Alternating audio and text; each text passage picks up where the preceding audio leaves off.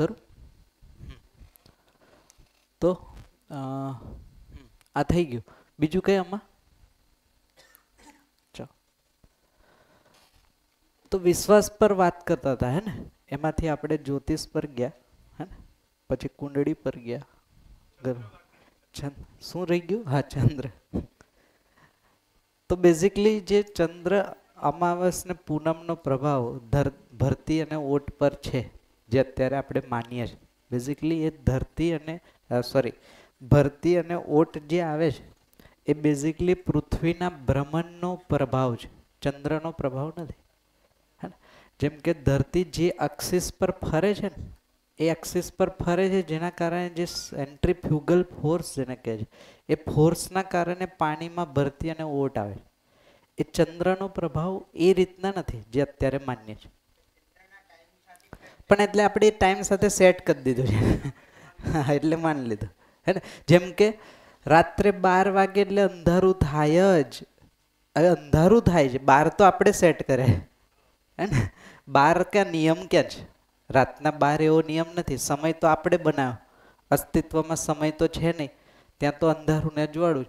તો એ જ રીતના અસ્તિત્વમાં ભરતીને ઓટ છે, આપણે એને કોઈ ઘટના સાથે મેચ કરીને સમજીએ છીએ. વાસ્તવિકતા એ નથી. વાસ્તવિકતા તો અનુભ્રમણ છે. ધરતીનું ધરી પર ફરવું, એ ફરવાના કારણે આજે પણ તમે જુઓ, જેમ કે બોટલમાં પાણી હોય હે ને, આ બોટલને તમે ગોલ ગોલ ફરવશો એટલે પાણીમાં એ વમળ આવશે. એ વમળ જ ભરતી અને એક પ્રકારે ઓટ છે, જે દરિયાના લેવલ પર તમે જુઓ છે. તો ચંદ્રના કારણે એ વમળ નથી આવતી, અથવા તો ચંદ્ર એમાં બહુ મોટો રોલ પ્લે નથી. એમાં ઓટ અને ભરતી આવે છે ને, એમાં બી સેકન્ડોમાં ફરક આવ્યો છે એ ગ્લોબલ વોર્મિંગના કારણે. એ બરાબર, કારણ કે પાણીનો જથ્થો વધ્યો એના કારણે થોડું થયું છે. હા, એટલે માસ એ રીતના ચેન્જ થયું ને. એ બી હમણાં એ ટોપિક લેવાયો હતો. હા, એ બરાબર છે. કારણ કે જે બરફના ફોર્મમાં રહેવો જોઈએ એ વસ્તુ જળ અથવા તો પાણીના ફોર્મમાં આવ્યું એટલે થોડો ચેન્જ આવશે સમયમાં. હા, પણ એ સેકન્ડોમાં આવ્યો છે, કારણ કે એટલો મોટો જથ્થો છે એટલે. એક્ઝેક્ટ. બોલો.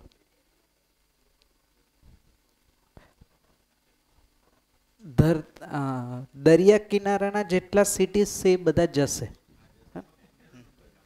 હા, તો એ નજીક છે ને. બોમ્બે, કોલકાતા, આ બધું જ. પણ ત્યાં પીગળીને ત્યાં ભરતી વધારે છે. આમ તો સોમનાથ છે, પણ ત્યાં પ્રવેગ આવશે. હા, મારો સવાલ એમ છે કે આપણે એસ્ટ્રોલોજીની અત્યારે વાત કરી, ઠીક છે. હવે જે બાળક જન્મ લેવાનું છે એને ખબર નથી કે એના માતા પિતા કોણ છે, જી બરાબર. એ હિસાબથી અગર નક્ષત્ર જોવા જઈએ, બધા કુંડલી બનાવે, તો આગળ જ્યારે લગ્ન કરીએ ત્યારે જે કુંડલી બનાવે, આપણે એમ કહીએ કે એ ખાલી શરીર પૂરતું જ છે, બરાબર. હાલ આપણે મંગલની દશા જોઈ, શનિની દશા જોઈ, એ બી આપણે એમ સમજીએ છીએ કે મંગલનું શરીર સુધી જ છે, એ મન સુધી ના આવે, કે આપણું જીવન સુધી ના આવે. તો એવી રીતના આપણે બી વિચારી શકીએ કે આ જે બી કુંડલી જોવે છે, કે જે કુંડલી મેચ થાય છે, એ શરીર સુધી છે, મન સુધી તો નથી ને. હા, એટલે મેં એ જ કહું છું, અત્યારે મન સુધી એટલે આવે છે કારણ કે મેં પોતાને શરીર માનીને ચાલું છું. એ જાગૃતિ સ્થિતિની પછીની વાત છે. અત્યારે તો ચૈતન્ય ઇકાઈ જે હતી અથવા તો જીવન જે છે એને ક્યાં ખબર છે કે હું જીવન છું? ક્યાં ખબર? એને તો એ જ ખબર છે ને કે હું શરીર છું. તો જ્યારે હું જે વસ્તુને માન લઉં તો એ વસ્તુના જે પ્રભાવ છે હું પોતે માની લઈશ ને. જેમ કે એક સામાન્ય ઉદાહરણ આપું, જેમ કે તાવ શરીરને આવે કે મને આવે, તો આપણે શું કહે છે? મને તાવ આવે, હે ને. એ શું થવું? એ એક્સપ્રેશન છે. મેં શરીર સાથે એટલો તદાકાર છું કે શરીરના ટેમ્પરેચરમાં જે વધારો ઘટાડો થાય એ મને મારો લાગે છે. આ મોહ છે શરીરનો. ટેકનિકલી કહીએ તો આ એક પ્રકારનો શરીર સાથેનો મોહ છે. એ મોહ શું કામ છે? કારણ કે હું શરીરને નથી સમજ્યો અને હું પોતાને નથી સમજ્યો. જે આપણે બીજા દિવસે વાત થઈ હતી, જીવન અને શરીર. જે સમયે હું પોતાને સમજી લઈશ અને એ ક્રિટિકલી જેમ આપણે જોઈ શકીએ કે આ શરીર છે અને આ હું છું, એટલું ક્રિટિકલી હું પોતાને સમજી લઈશ, પછી શરીરના પ્રભાવ મારા સુધી નહીં પહોંચે. જેમ કે તાવ નહીં આવે એવું નહીં થાય, તાવ તો આવશે જ, બટ હું હેરાન નહીં થાવ ને. અત્યારે શું થાય, તાવ આવે તો હું હેરાન થાઉં છું. કેમ? કારણ કે મેં એ રોગને, એ પીડાને મારા દુઃખ સાથે મેચ કરી દીધી, જ્યારે વસ્તુ અલગ છે. એ રીતના જે કુંડળીનો પ્રભાવ છે એની લિમિટેશન છે કે મેક્સિમમ શરીરને પ્રભાવિત કરે. એ મનને પ્રભાવિત કરતું નથી, બટ મન છે ને પોતાને શરીર સમજે છે એટલે પ્રભાવિત થઈ જાય છે. તો હું પ્રભાવિત થઉં છું, ગ્રહગોળ નક્ષત્ર મને પ્રભાવિત કરતા નથી, આ સેન્ટેન્સ બને. હે ને? એટલે મંગળ મને નડતો નથી, પણ હું એવું સ્વીકારી લઉં છું કે આ નડે, એટલે પછી નડે. માની લો કે હું સીડી પરથી ઉતરતા પડી ગયો, હા, ધ્યાન ન રહ્યું, એ સ્વાભાવિક છે. હા, ત્યારે મારું શરીર પડી ગયું એવું કહેવાય કે મારા કારણે પડ્યું, એટલે એને કયા સેન્સમાં લઈએ આપણે? તો જો જીવન જાગૃત હશે પહેલા તો, હે ને, તો જીવન જાગૃત હશે તો જવાબદારી લેશે ને શરીરની. તો જવાબદારી લેશે તો ઘટના થઈ ગઈ તો એ સ્વીકાર થશે કે આ થયું. પછી શું થશે? જે રિપેર મેન્ટેનન્સ, તો એની જવાબદારી જીવન. તો જવાબદાર લેવા વાળો કમ્પોનન્ટ તો હંમેશા જીવન જ રહેશે, હે ને, હંમેશા. ઠીક છે, બરાબર છે. તો એ મેચિંગ વાળો જે પોર્શન છે, હે ને પ્રિયાંશુ, બરાબર, તો એ શરીર એ બેસ્ટ કામ કરશે શરીર સુધી, હે ને, કારણ કે એનો પ્રભાવ શરીર સુધી. એનાથી ઉપરનું મેં જે કંઈ પણ માનીશ એ મારી માન્યતાઓ હશે. એટલે માન્યતાઓના કારણે હું દુઃખી થઈશ, હું સુખી થઈશ, એવું જે અત્યારે ચાલે છે. બોલો.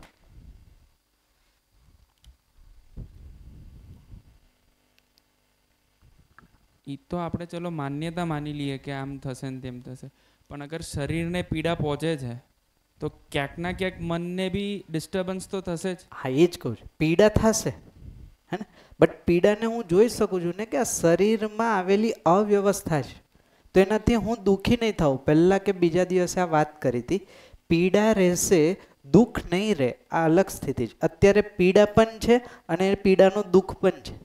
સમજી ગયો. જેમ કે સામાન્ય ઉદાહરણ આપું, હે ને, તમે જો તમને લોકલ એનેસ્થેસિયા આપે, હે ને, ક્યારેક કોઈ ઓપરેશન થવું હોય, સર્જરી થઈ હોય, તો લોકલ એનેસ્થેસિયા એટલે એક પાર્ટ તમારો બેર કરે, હે ને. હવે એ ટાઈમે તમને ક્યાં દુઃખ થાય? મજા જ આવે છે ને, પેલા કટ કરતા હોય તો અચ્છા એમ લાઈક. કેમ? કારણ કે પીડાય નથી અને પીડા સાથે હું જોડાયેલો નથી, એટલે મને દુખાય નથી. જેવું એનેસ્થેસિયા જશે એટલે પીડા તો આવશે, પણ હવે મારામાં એ સજગતા નહીં હોય તો એ પીડાના કારણે હું દુઃખી પણ થઈશ. આ ભ્રમિત સ્થિતિમાં છે. જ્યારે જાગૃત સ્થિતિમાં પીડા પણ રહેશે, તો પીડા રહેશે તો એ મેં જોઈ શકું છું ને કે આ વસ્તુ કંઈક અવ્યવસ્થિત થઈ છે એટલે આ રહેશે. થોડા સમયમાં આ રીતના થશે એટલે જતી રહેશે. તો એનાથી હું દુઃખી નથી થતો, હું દુઃખી નથી થતો, એનો ઈલાજ કરીશ, જે કરવું પડતું હશે એ કરીશ. હા, અને આને આવી રીતે પણ જોઈ શકાય ને, કદાચ આપણે શરીર સાથે તો એટલો મોહ છે એટલે જલ્દી ક્લેરિટી નથી આવતી, પણ માની લો કે હું નવી જ ગાડી લઈને આવ્યો અને એના ઉપર લીસોટો થયો, હા, એટલે એની પીડા આવી, પીડા થાય, કારણ કે એ તો ઓલરેડી અલગ છે, તો દેખાય જ છે, દેખાય જ છે. છતાં બી એની પીડા મારા અંદર પેદા થાય છે, કે જેને મેં મારું માની લીધું છે એની પીડા ડેવલપ થાય છે. તો લીસોટો ગાડી પર છે અને આપણે લીસોટા સંબંધ પર પાડી દઈશું, હે ને, જે વસ્તુ જ નથી રિયલિસ્ટિક. ગાડી ગાડી છે, સંબંધ સંબંધ છે, પણ ગાડી સંબંધથી વધારે પ્રાયોરિટીમાં છે. તો ગાડી પર બાળકે પાડેલો એક લીસોટો માતા પિતાના સંતાન સંબંધ પર બીજા ઘણા લીસોટા પાડી દેશે, હે ને. કેવાનું? હા, શરીર પર નથી, ખાલી માત્ર ગાડી છે, પણ ગાડી સાથે એટલો મોહ જોડાયેલો છે કે બાળકની પ્રાયોરિટી ગાડી કરતાં ઓછી થઈ ગઈ, હે. હા, હવે એ સમય માન લો ભૂલથી લીસોટો પાડ્યો, એ એક જોરથી ચડાય, હવે બાળક તો આશ્ચર્યમાં છે, આ કેવું વર્તન, હે ને. તો એ જે પહેલો તમાચો છે માતા પિતા તરફથી, એ બાળકના માનસિકતામાં ઊંડે સુધી લીસોટો કરે. કેમ? કારણ કે બાળકે તો માતા પિતાને શ્રેષ્ઠ માન્યા છે જન્મથી. કોઈ શ્રેષ્ઠ વ્યક્તિનું આટલું અયોગ્ય વર્તન જુએ, તમે વિચારો એના વિશ્વાસની શું હાલત થતી હશે. જેની કલ્પના કદાચ આપણે ન કરી શકીએ. આપણા માટે તો સામાન્ય થપ્પડ કે તમાચો છે કે તો એને સુધારવા માટે એટલું તો કરવું પડે, પણ એને સુધારવામાં એ કેટલો અવિશ્વાસથી આપણા રિલેશનમાં આવી ગયો એ ધ્યાનમાં નથી આવતું. તો વર્તન પણ એ રીતે બિહેવિયરમાં ધ્યાનમાં નથી આવતું, કારણ કે અન્ડરસ્ટેન્ડિંગ નથી મૂળમાં. હા, એટલે જેમ અત્યારે મા બાપ જ્યાં સમય નથી હોતો ને બાળક માટે ગાર્ડિયન રાખે છે, તો એ ગાર્ડિયનનું કામ છે કે બાળકની ચોકી કરવી. હા, બાળક જે કરે છે એને ઓબ્ઝર્વ કરવું, બાળકના શરીરને કોઈ નુકસાન ના થાય એનું ધ્યાન રાખવું. એટલું જ. ખરેખર મા બાપની રિસ્પોન્સિબિલિટી આ જ હોય ને, આમ જોવા જઈએ તો. અત્યારે જેટલું કરે છે એટલામાં આટલું જ થાય છે. ના, પણ અત્યારે તો એ કરવામાં એ આ તમે કીધું કે જેમ મારે છે, પેલો ગાર્ડિયન મારે નહીં, મારે નહીં, પણ મા બાપ તો મારી દે છે. ગાર્ડિયનને તો તમે કીધું ધ્યાન રાખવું, એ ખાલી ચોકી કરે છે. ચોકી કરે. જ્યારે મા બાપ તો એને મારીને સુધારવાનો જે પ્રયત્ન કરે છે એ તો વધારે પડતું નુકસાન થયું ને એક એંગલ. વધારે નુકસાન થયું. પણ કેવું છે, એક બાળકનો માતા સાથે શરીરને લઈને ડિફોલ્ટ મોહ છે. એટલે બાળક શું કરે, માતાને માફ કરે છે. એક ભાવ બી તો આટલી હા, એ જ કહું. એ જે લાગણી અથવા તો જે મોહ છે એમાં એ લીસોટાને ઇગ્નોર કરે. પડે તો છે પણ પછી મારવા છતાં એ તમારી પાસે જ આવશે. બી ને માતાનું ઉદાહરણનો મતલબ ખાલી એક્ઝામ્પલ છે, બેયની વાત કરું. કારણ કે ત્યાં એને ખબર છે કે આ શરીરથી જે ભાવ સંબંધ જોડાયેલો છે, તે શરીરના મોહના કારણે એટલી વસ્તુ થોડા સમયમાં ઇગ્નોરન્સમાં આવે, બટ એ વસ્તુ માનસિકતામાં હંમેશા રહી જાય છે. એક ઉદાહરણ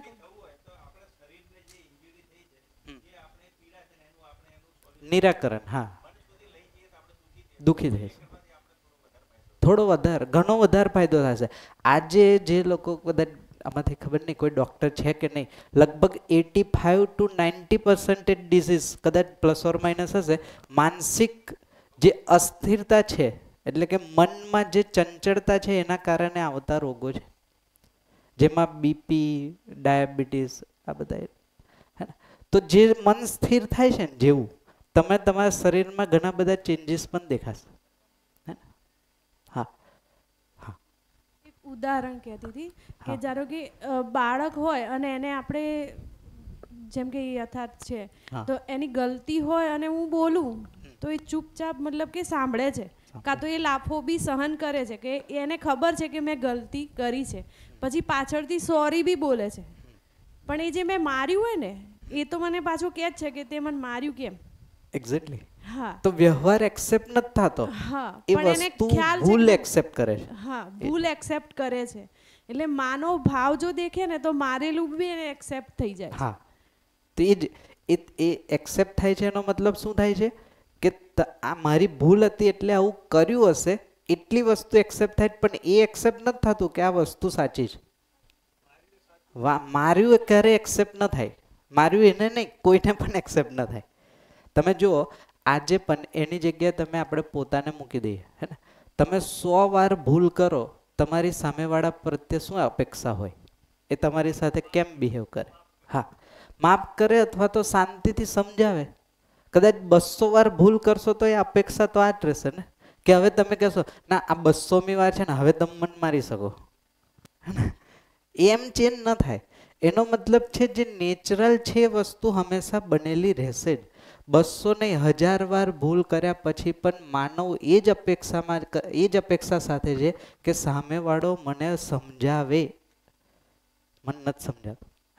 સ્ટુડન્ટ પણ એ જ અપેક્ષામાં છે ને, એને નથી સમજાતું. 1 વાર ન સમજાય, 2 વાર, 10 વાર ન સમજાય તો એની અપેક્ષા શું હોય કે સમજાવે. કદાચ ક્લાસમાં મિસબિહેવ કરે છે તો પણ એની એક્સપેક્ટેશન શું હોય, ટીચર શાંતિથી ડીલ કરે ને, જાહેરમાં ના કે હા કે નહીં, મારે નહીં. આ અપેક્ષા તો બનેલી જ રહેશે. પણ આજે પણ આપણને મનમાં તો ઘણી વખત એવું લાગે છે કે એને સમજવું જ નથી. હા, એ માન્યતા છે. હે ને, એક જ મિનિટ. હા, તમે બોલ દો, પાછળ એક માઇક આપજો.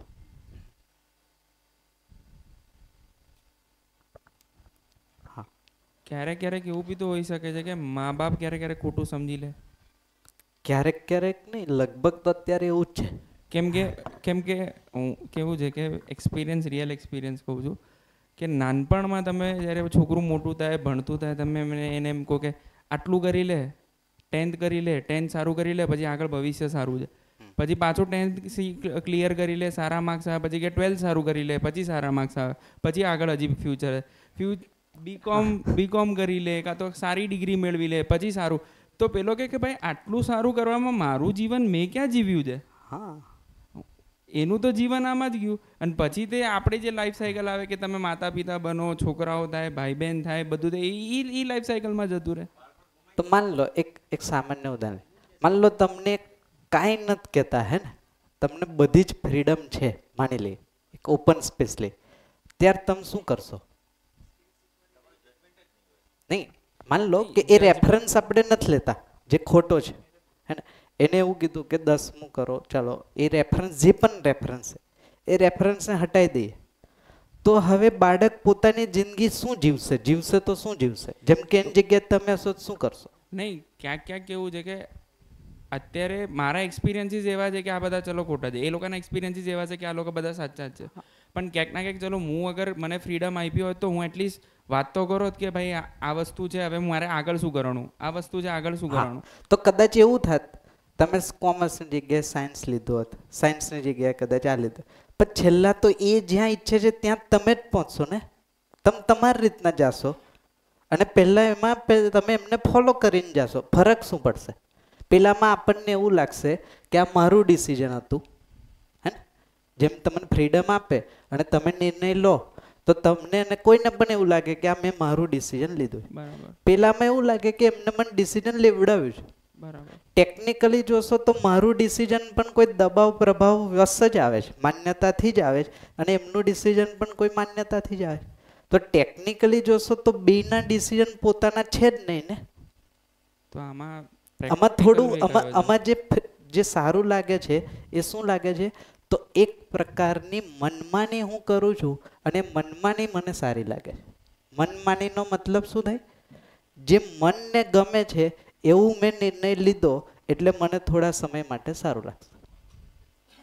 તો સારું લાગશે, બટ રિઝલ્ટ તમે જે કહો છો એ રિઝલ્ટ ચેન્જ નહીં થાય, કારણ કે અત્યારે માતા પિતા પણ એક જ સ્થિતિમાં છે અને પુત્ર પુત્રી અથવા તો સંતાન પણ એ જ સ્થિતિમાં છે. કહેવાનો મતલબ 2 સાડા 4માં છે, ખાલી રસ્તા બેયના અલગ અલગ છે, એટલો જ ફરક છે. તો મૂળ રિઝલ્ટ તો ત્યાંનું ત્યાં જ રહેશે. કદાચ તમે માતા પિતાનું ફોલો કરીને ચાલો તો પણ, અને તમે તમારી રીતના વિચારીને ચાલો તો પણ મૂળ તો ત્યાં જ જશો જ્યાં અત્યારે પહોંચશું આપણે. કારણ કે ટેકનિકલી ફરક નથી પડતો, ખાલી માન્યતા. જેમ કે એક સામાન્ય ઉદાહરણ, માતા પિતાની ઈચ્છા છે કે આ ડૉક્ટર બની જાય ને પછી સેટ થઈ જાય લાઈફમાં, એટલે એમને એ રીતના ગાઈડન્સ આપે, કારણ કે એમને એવું માન્યું છે કે ડૉક્ટર હોય તો આવું થાય લાઈફમાં, અને એ સારું છે આપણા બાળક માટે. અને બાળકને એવું છે કે ના, એન્જિનિયર થઈ જાઉં તો હું સેટ થઈશ લાઈફમાં. તો અલ્ટિમેટલી ડૉક્ટર થઈને કે સાયન્ટિસ્ટ થઈને કે એન્જિનિયર થઈને બધાય પહોંચશે તો કોઈ એક જ જગ્યાએ ને. હા, પૈસા કદાચ એકને 5-10 વર્ષ વહેલા મોડું થશે એટલું જ થશે ને, શું ફરક પડશે? એક રસ્તેથી જાશું તો કદાચ સુવિધા કદાચ લેટ મળશે, બીજા રસ્તે જાશું તો સુવિધા ઝડપથી મળશે, પણ વસ્તુ તો એ જ રહી. એટલે at the end of decision એ તમે લીધું હોય, મેં લીધું હોય, કોઈકે લેવડાવ્યું હોય, વસ્તુ ત્યાંને ત્યાં જ રહેશે. એટલે એનો અસંતોષ અથવા તો ડિસસેટિસ્ફેક્શન આપણામાં એ બનેલું જ રહેશે.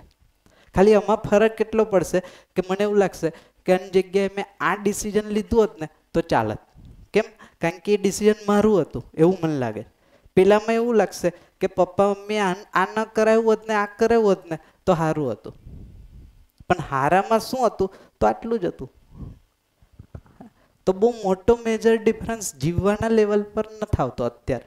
આમાં એવું પણ બને છે ને કે પોતાના નિર્ણયથી પોતે સફળ થયો તો એમ લાગે કે મેં સારું કર્યું, પોતે અસફળ થયો તો પાછો એવું પણ વિચારે છે કે મારા મા બાપે કીધું એમ મેં કર્યું હતું સારું હતું. અને વાઇસ વર્સા. હા, વાઇસ વર્સા સેમ. પેરેન્ટ્સે કીધું અને સફળ થયું તો એવું લાગે કે એમને જે કીધું હતું જો મારા સારા માટે થયું, હે ને. અને પેરેન્ટ્સે કીધું એમાં નિષ્ફળ થયું તો એવું લાગે એની જગ્યાએ મેં કહેતો તો એ બરાબર હતું. પણ અલ્ટિમેટલી સફળતાના નિષ્ફળતાના માપદંડ જોશો તો વસ્તુ ત્યાં જ પહોંચે છે. છેલ્લા આજની તારીખમાં સફળતા મેં કદાચ એવું માન્યું કે મેં મારી આટલી હોવી જોઈએ, પેરેન્ટ્સના રસ્તે ચાલ્યો તો એક લેવલ સુધી આવ્યો, મારા રસ્તે ચાલ્યો હોત તો બીજા લેવલ સુધી, પણ વસ્તુના રૂપમાં તો હું ત્યાં જ પહોંચું જ્યાં અત્યારે પહોંચીશ, અથવા તો કોઈના ડિસિઝનથી પહોંચીશ. હા, આગળ જે આપણે વાત થઈ હતી એનું એક બહુ સારું એક્ઝામ્પલ જી શેર કરવા માંગુ છું. એક દીકરી 8th સ્ટેન્ડર્ડમાં હતી અને સ્ટેન્ડર્ડ જુનિયર કેજીથી આપણી સ્કૂલમાં છે અને બહુ જ સારું એનું પરફોર્મન્સ ઇન ધ સેન્સ સ્ટડીઝમાં, ડાન્સમાં, સ્પોર્ટ્સમાં શી વોઝ A+. પણ 8મા ધોરણમાં આવ્યા પછી કોઈ સંજોગો વસાત એવું બન્યું કે એક એક્ઝામમાં એને કંઈક વાંચવાનું રહી ગયું હોય કે યાદ ન રહ્યું હોય તો એણે કોપી કરી, ચીટ લઈને આવી એમ, વિચ શી નોઝ કે મેં આ ભૂલ કરી છે, પણ છતાં બી એને લાગ્યું કે કદાચ હું આ લખી કાઢું અને હું ક્લાસમાં જે મારું જે લેવલ છે એ મેન્ટેન મારે કરવું પડે એવું હોય ને બાળકોને, કે આના લીધે જો આ હું 2 શ્લોક છોડી દઈશ તો મારો રેન્ક જતો રહેશે. એ કારણે એણે એવું પગલું ભર્યું. પછી નેચરલી જ્યારે કોઈ બી વ્યક્તિ નાનપણથી કોઈ એવી ભૂલ ન કરી હોય ને પહેલી વાર એણે એવું સાહસ કરવું પડે ને તો એના એક્સપ્રેશન્સ પણ ચેન્જ થઈ જાય. એટલે એ સિચ્યુએશનમાં ઇન્વિજિલેટરને ખ્યાલ આવી ગયો અને એણે ચેક કરતાં આવું પકડાણું. એટલે આપણી નિયમ જ છે કે એવું કંઈ હોય ને તો બીજા બાળકોને ડિસ્ટર્બ ન કરવા, સીધા મારી ઓફિસમાં આવી જવું. એટલે એને લઈને આવ્યા. ત્યારે એને જોઈને પહેલાં તો હું પોતે શોક થઈ ગઈ કે આ દીકરી એમ, કારણ કે આપણે એને 5 વર્ષની હતી ત્યારથી જોઈ છે અને સતત એનું દરેક વસ્તુમાં આપણે એને સન્માન કરતા હોઈએ ને એ જ દીકરી જ્યારે આવું પગલું ભરે તો આપણને બી શોક લાગે. પછી ત્યારે જેમ તમે કહ્યું ને કે બાળકને તમે સમજાવ્યું હોય તો એ સ્વીકાર કરે, પણ થપ્પડ મારી હોય એ તમારું બિહેવિયર એને એક્સેપ્ટ ના હોય.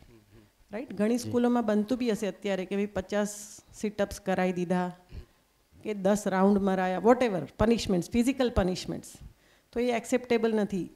ત્યારે મેં એને કીધું તું જ કે હવે મારે શું કરવું જોઈએ આમાં, તે આ કર્યું એ યોગ્ય છે?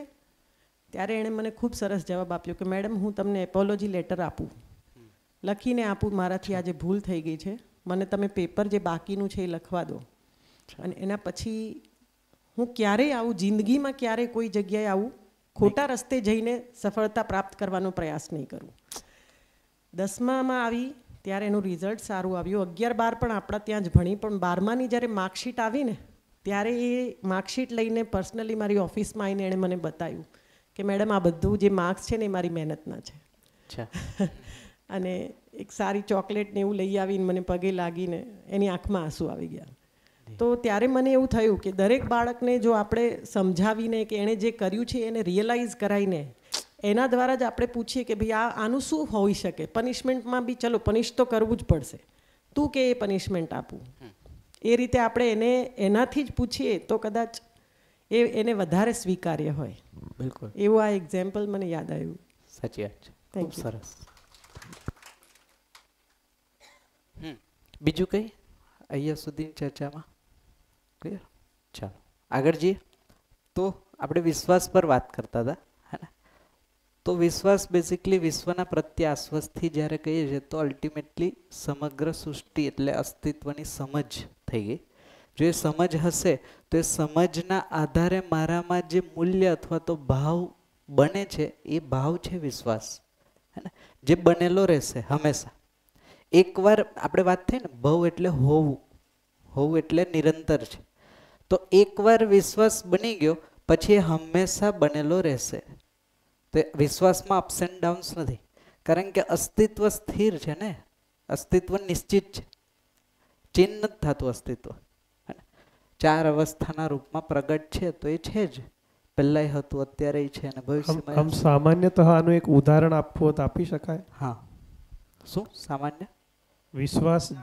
જે વિશ્વાસ આપણે કહીએ છીએ કે જે નિરંતર બન્યો રહેશે, હા, એનું એક એક્ઝામ્પલ આપવું હોય. હા તો આપવું, હે ને? જેમ કે ફોર એક્ઝામ્પલ માણસ જે વસ્તુને સમજી લેશે એમાં એ વસ્તુનો વિશ્વાસ બની જશે, હે ને? આ મૂળ વસ્તુ છે. જેમ કે માન લો કે પદાર્થ અવસ્થા માણસ સમજી લેશે તો પદાર્થ અવસ્થા સાથે જીવવાનું એનું બની જશે. તો એની પર હંમેશા, તો એ હંમેશા વિશ્વાસ શું આવે છે, શું તો એ બેઝિકલી વસ્તુ જે છે, વસ્તુ એટલે વાસ્તવિકતા, વસ્તુનું નિશ્ચિત આચરણ છે જે વિશ્વાસ આપે.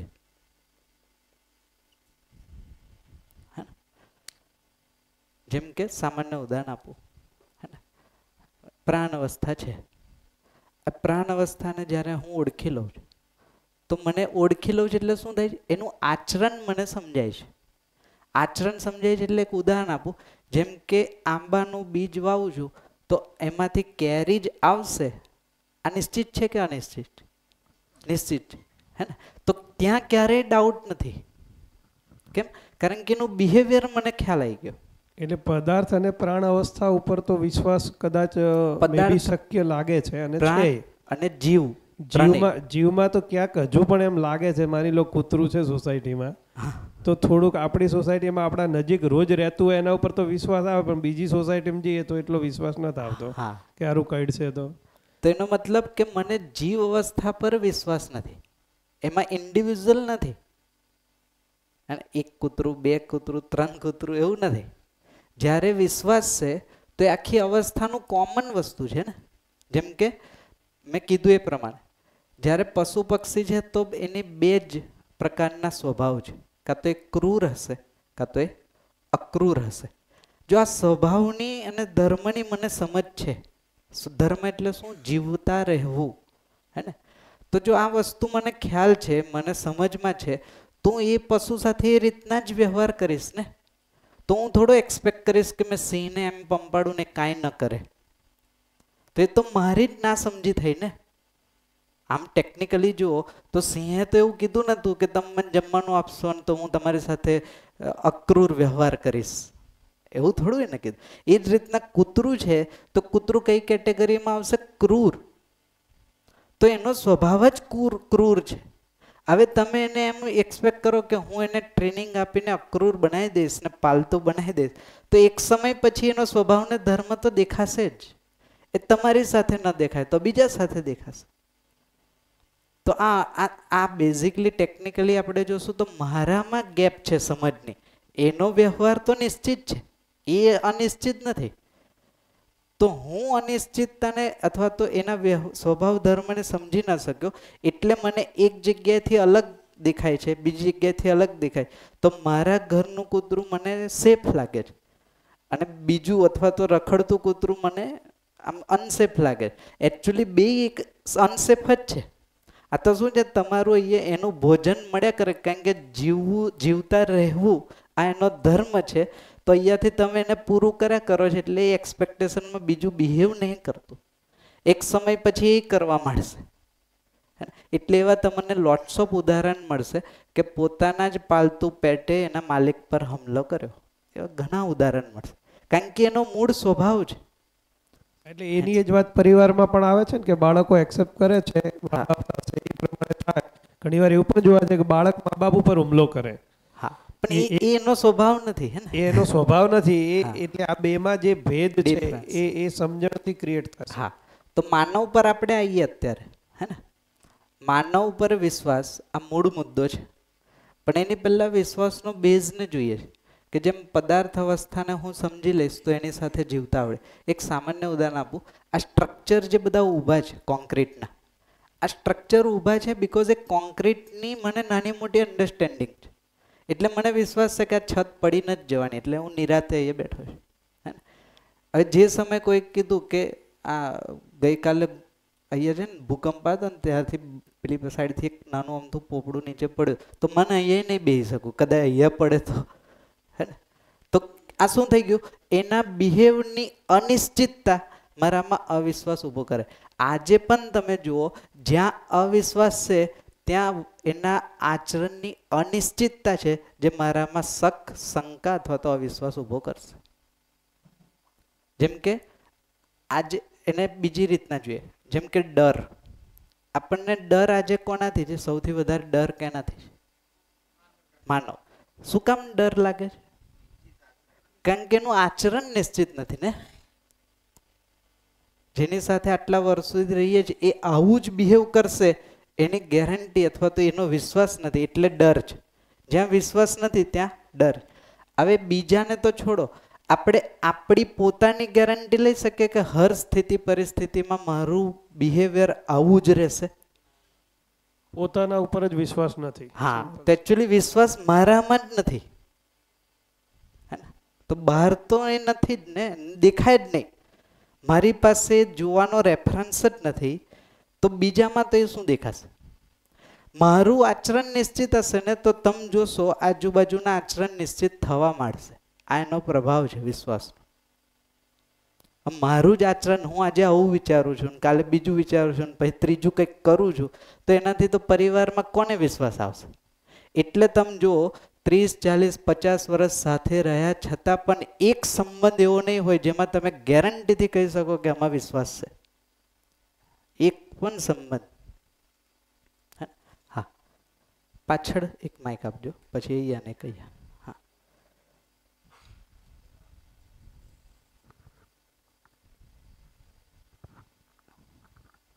અત્યારે તો આપણે બાળકોને તો જનરલી તો એવું જ સમજાવતા હોઈએ છે કે કૂતરું છે એ પાલતુ પ્રાણી છે. તો પછી એ તો માનસિકતા આપણે જ બાળકોને ખોટી આપીએ છીએ ને, તો પછી એને કઈ રીતે શું કરવું જોઈએ? તો એ ન કેવું, જે સાચું છે એ કેવું. કારણ કે સ્કૂલમાં બી આપણે બાળકોને એ રીતે ટ્રીટ કરતા હોઈએ છીએ કે બાળક છે પાલતુ પ્રાણી છે, તો એ બી આપણે ચેન્જ કરવું પડશે. ચેન્જ કરવું તો એ જ્યાં રિયાલિટી નથી એ બધી જ વસ્તુ ચેન્જ થશે. હે ને? જે અનરિયલિસ્ટિક વસ્તુ છે એ તમે આપશો તો એ માન્યતા ખોટી જ જશે. તો પાલતુ પશુનો મતલબ છે જે અક્રૂર કેટેગરીમાં હોય પહેલા તો, હે ને? અને જેનાથી આપણી ફિઝિકલ નીડ કંઈક પૂરી થતી હોય એ જ ખાલી પાલતુ પશુ હોય. હે ને? બાકી પશુ પાલવું નેચરલ નથી ને, એ તો મુક્ત વસ્તુ છે. પણ એની માટે નેચરલ નથી ને. તમારી જો ગાયને આપણે પાડીએ છીએ, ગાયનું સંવર્ધન કરીએ, શું કામ? કારણ કે એનું બાય પ્રોડક્ટ આપણા માટે ઉપયોગી. કદાચ ગાયને તમે જંગલમાં પણ મૂકી દેશો તો પણ જે એક્સ્ટ્રા મિલ્ક છે એની જાતે વહી જશે. હે ને? તો વહી જાય છે, એનો તમે સદુપયોગ કરો છો, તો એમાં નુકસાન નથી. હે ને?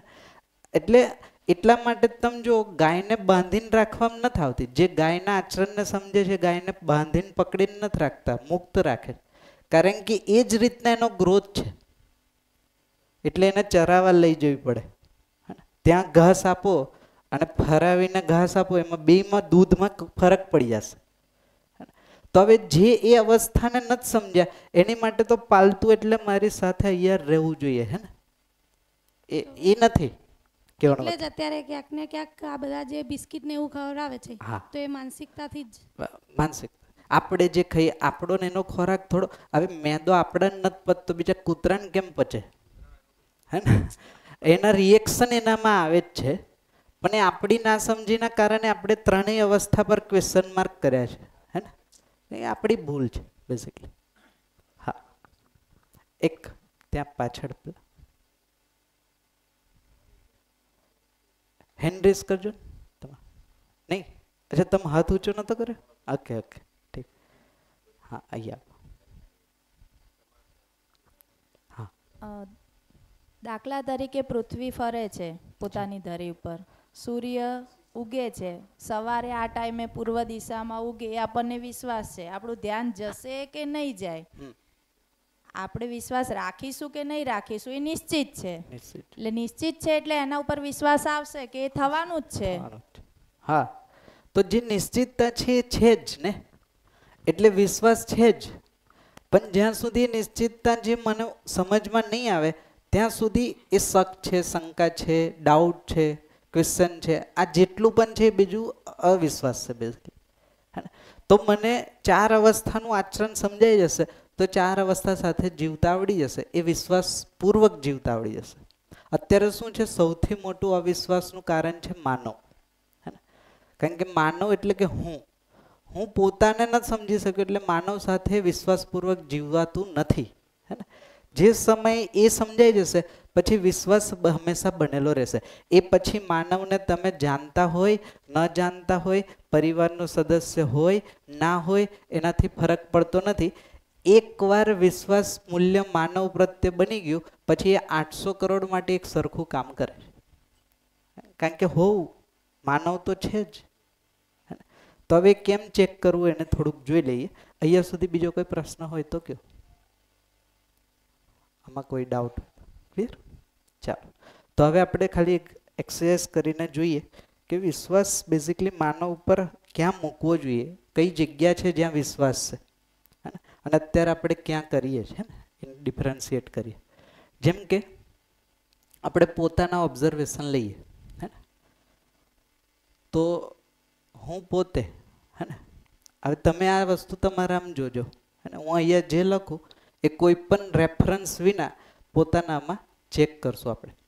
હું હંમેશા 24/7 365 ડેઝ હંમેશા કહીએ છીએ, તો હું હંમેશા સુખી અથવા તો સમૃદ્ધ થવા માંગુ છું. શું લાગે? કોઈ રેફરન્સ વિના ચેક કરીશું આપણામાં તો શું આન્સર આવશે? હા. તો હા, ચેક કરી લઈએ. બીજું, હું હંમેશા બીજાને સુખી અથવા તો સમૃદ્ધ કરવા માંગુ છું. યસ ઓર નો? કરીએ છે કે નહીં એવું નથી પૂછતો, હે ને? હા કે ના? હા. બીજી રીતના જો, તમે કોઈને જાણી જોઈને દુખી કરવા માંગો છો? ના. તો થયું શું? હે ને? હા. હું પણ બીજાને સુખી કર. હવે હું પોતે સુખી થવા માંગુ છું, સમૃદ્ધ થવા માંગુ છું. હું બીજાને પણ સુખી કરવા માંગુ છું, સમૃદ્ધ કરવા માંગુ. આમાં કોઈને કઈ ડાઉટ છે કે ના હું તો આવું નથી ઈચ્છતા, એવું કોઈ છે નહીં? ઓકે, ચાલો નેક્સ્ટ. ચાલો હવે બીજાને આપણે ઓબ્ઝર્વ કરીએ. શું બીજો વ્યક્તિ અથવા તો બીજો માનવ પોતે હંમેશા સુખી કે સમૃદ્ધ થવા માંગે છે? શું લાગે છે? આમાં કોઈ ડાઉટ નહીં? તો એ પણ સુખી અને સમૃદ્ધ થવા તો માંગે જ, જે આપણે જોઈએ છે, હે ને? ચોથું, શું બીજો વ્યક્તિ હંમેશા, હે ને, મને સુખી કે સમૃદ્ધ કરવા માંગે છે? હા, ના, ક્વેશ્ચન માર્ક શું? હે? કદાચ માગે, હે? ત્યાં ક્વેશ્ચન માર્ક. તો અહીંયા બે આન્સર છે, હા પણ હોઈ શકે, ના પણ હોઈ શકે. તો જો હવે ટેકનિકલી જોઈએ, હે ને, જ્યારે આપણે ફર્સ્ટથી પહેલેથી ઓબ્ઝર્વ કરીએ, જ્યારે મેં પૂછ્યું શું આપણે પોતે, હે ને, બધા જ સુખી અને સમૃદ્ધ થવા માંગીએ છીએ, તો આપણો જવાબ શું હતો? હા. તો બધાયનો જવાબ શું હતો? હા. તો બધાયના પહેલા આન્સરમાં ત્રીજો આન્સર ઓલરેડી હતો જ. યસ ઓર નો? મારા રેફરન્સથી જોઉં તો બીજાએ પણ એવું જ કીધું કે હા એ પણ સુખી થવા માંગે. પછી બીજો પ્રશ્ન, હું હંમેશા બીજાને સુખી અને સમૃદ્ધ કરવા માંગુ છું? હા. તો આમાં બધાયનો આન્સર શું હતો? હા. એ જ સમયે એને એવું કીધું હતું કે હું તમને પણ સુખી અને સમૃદ્ધ કરવા માંગુ જ છું. આમાં ક્યાં ડાઉટ છે? છે ડાઉટ આમાં? આમાં ક્યાં ડાઉટ? એને કીધું તું જ ને, અહીંયા તો એને કીધું તું જ, હે ને? જેમ તમે કીધું તું કે હું બીજાને સુખી સમૃદ્ધ, તો એની માટે તમે બીજા થઈ ગયા ને. તો બીજો વ્યક્તિ પણ મને તો સુખી અને સમૃદ્ધ કરવા માંગે છે કે નહીં? હા કે ના? કરે છે કે નહીં નથી પૂછતો. તમે ક્યાં વિચારો છો એ કરે છે કે નહીં? હે ને? કરવા વાળો પક્ષ ન જોશો. અત્યારે આપણે એ જોઈએ છે કે ઈચ્છા શું છે? તો આ હા છે ને, 2 નહીં 3 વાર હા છે. હા હા હા 2-3 વાર કીધું તો, હે ને? આ ક્લિયર થાય? તો બીજો વ્યક્તિ ક્યારેય મને દુખી કરવા માંગતો નથી. જો હું એ માનું છું તે મારો શું છે? ભ્રમ. આ ભ્રમ જ મને દુખી કરે, અને આ ભ્રમ જ અવિશ્વાસ ઉભો કરશે. હવે તમે એવું પૂછો કે ના વાસ્તવિકતા તો અલગ, તમે આ વસ્તુ અલગ છે પણ જોઈએ. હવે એને ચેક કરી લે, ને?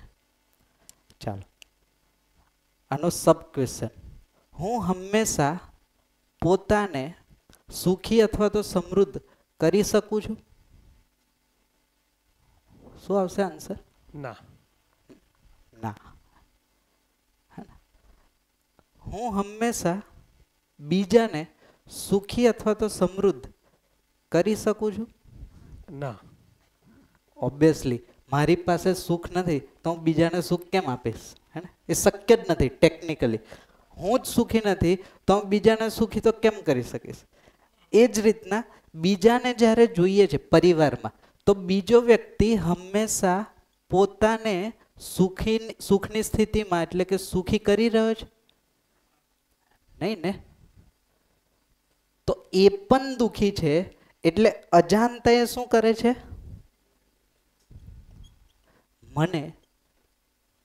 મને સુખી કરી રહ્યો છે તો ના. તો જેમ હું સુખી નથી અને અજાણતા મારાથી બીજા દુખી થઈ જાય છે ને, કે કરું છું થઈ જાય છે, હે ને? કેમ થઈ જાય છે? કારણ કે હું એ સ્થિતિમાં નથી. આ સમજે? જો ફરીથી, તમે પોતે સુખી થવા માંગો છો, યસ, પણ તમે સુખી છો ના, હે ને? તો આ ઈચ્છા છે, આ સ્થિતિ છે. આ સમજે? આ મારી સ્થિતિ, આ ઈચ્છા છે અને આ મારી અત્યારની હાલની સ્થિતિ છે. એ જ રીતના મારી ઈચ્છા છે, હું બીજાને સુખી કરવા માગું છું, પણ મારી સ્થિતિ એવી નથી હું એને સુખી કરી શકું. એટલે અજાણતા મારાથી બીજો વ્યક્તિ દુખી થાય. એ જ રીતના બીજાથી અજાણતા આપણે દુખી થાય. એ દુખી કરવા માગતો. આ સમજે? જો આ પોઈન્ટ ક્લિયર, થોડો કંઈ ક્લિયર થશે ને 50-60%, સંબંધોમાં વિરોધ ખતમ થઈ જશે જો આ ક્લિયર થશે. અને આ ક્લિયર નહીં થાય ને તો આજીવન વિરોધ રહેશે, એ નક્કી. તો આજે છે આ રેડ, આમ ખાલી આપણે આ સાંભળ્યું હા, તો પણ એમ માનસિકતા આમ તો એમ જ લાગે છે કે આ ક્લિયર જ છે ને આ સનાતન સત્ય જ છે. પણ પાછી પરિસ્થિતિ આવતા વળી પાછું બદલાઈ જાય કારણ કે આ સાંભળ્યું જ છે, તમે જે કીધું જીવ્યા નથી. અભ્યાસ નથી ને, આ રીતના જોવાનો અભ્યાસ નથી. શું નથી એ સમજાવો. જેમ કે એક્ઝામ્પલ લઈને સમજીએ. માન લો કે તમે અહીંયાથી ઘરે જાશો, બ્રેક થશે કે કમ્પ્લીટ થશે. માન લો તમે ઘરે જતા હોય વ્હીકલથી અને તમારું વ્હીકલ કોઈના બીજાના વ્હીકલને ટચ થઈ જાય, એક્સિડન્ટ તમારાથી થઈ જાય, તો તમે એ વ્યક્તિને શું કહેશો? સોરી, અથવા તો તમે થાય એટલે આપણે સોરી જ કહીએ. સોરી કહે અને વધારે મેજર થયું હોય ભાઈ તને ખર્ચો હાલ દઈશું. હા બસ, હે ને? ઇન શોર્ટ એની પાછળ તમે શું કહો છો? અમે જાણી જોઈને નથી કર્યું ને. શબ્દ સોરી છે, ભાવ શું છે? આ વસ્તુ મેં જાણી જોઈને નથી કરી એટલે માફ કરો, હે ને? આ વાયસા વર્ષા લઈએ આ ઉદાહરણ. તમે સેમ અહીંયાથી ગાડી લઈને જાઓ, હવે તમારા વ્હીકલને કોઈ બીજા વ્યક્તિએ તમારે ટચ કર્યું, નવી જ ગાડી હોય, હવે તમે ઉતરીને એને શું કહેશો? હે ને? ન આવડતી હોય ન લઈને નીકળતા હોય, હા, ગમે તે બોલશો. એનો મતલબ શું થયો? મારાથી એ ભૂલ થાય તો મેં અજાણતા કરું છું, એ જ ભૂલ બીજો કરે તો એ જાણી જોઈને કરો. આ ડાઉટ છે, જે વિશ્વાસ કરે બનવાની દે. ઘટના એક જ છે, વ્યક્તિની માનસિકતા પણ એક જ છે, દ્રષ્ટિકોણ અલગ થઈ ગયો. એટલે અહીંયા ધ્યાનમાં એવું આવે છે કે દરેક વ્યક્તિને એમ લાગે છે કે હું સમજણો છું, હા, પણ બીજો અણસમજણો છે. આ એક ભાવના કારણે આ બનતું જાય એવું લાગે. અથવા તો ઊંધું કે મારાથી તો ભૂલ થઈ શકે, બીજાએ ના કરવી જોઈએ, હે ને? આમાં એવું થાય છે, હે ને? મેં 100 વાર ભૂલ કરું ને તો પણ માફ, હે ને? બીજાની એક ભૂલ પણ માફ નથી. આ પહોંચે છે વાત? આ આપણા અવિશ્વાસના આધાર છે પ્રેક્ટિકલી. હવે તમે કોઈ પણ જગ્યાએ જોશો તો આ જ વસ્તુ દેખાશે. જ્યારે સામેવાળા પર અવિશ્વાસ બન્યો, મૂળમાં જોશો તો એ વ્યક્તિના, અને હવે શબ્દ આપી દો એટલે થોડું ક્લિયર થઈ. આ લાલ પેનથી જે લખ્યું છે, હે ને, એને કીધું સામેવાળાનો અને મારો હેતુ અથવા તો આશય,